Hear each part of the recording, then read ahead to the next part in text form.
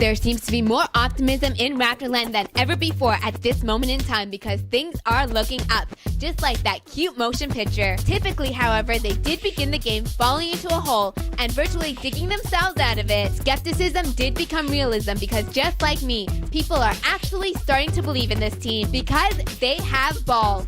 Cue the crickets.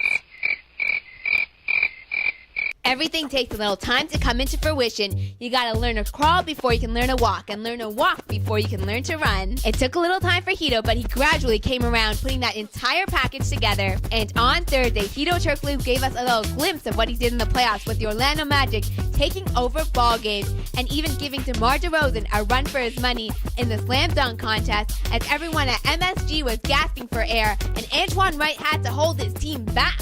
Hard work and dedication always pays off, especially when you go to your graduation and you wait around for your name to be called to get that coveted piece of paper with your name on it and put a smile on your face. All the Raptors needed to do in this one to put a smile on their face to get that third straight back-to-back victory this season was to hang their hat and play a little bit of tough defense, because sometimes winning comes ugly in the NBA. And Hedo Turkoglu was doing it all, as he had some extremely active hands finding Antoine Wright. Wright was out hours prior to the tip practicing his all-round game, and it paid dividends because input always equals output, and he cashed in. One more time, we gotta show some love to none other than my favorite player, Amir Johnson, out there on the court, who was slipping and sliding on the floor, putting in a put-back show. His leaping ability had him flying to the moon and back. Give some credit to Al Harrington, who was relentless on the drive, getting called for the continuation, not to mention the killer three to bring the pride back to New York. A special mention must go out to David Lee, who was snubbed for the All-Star game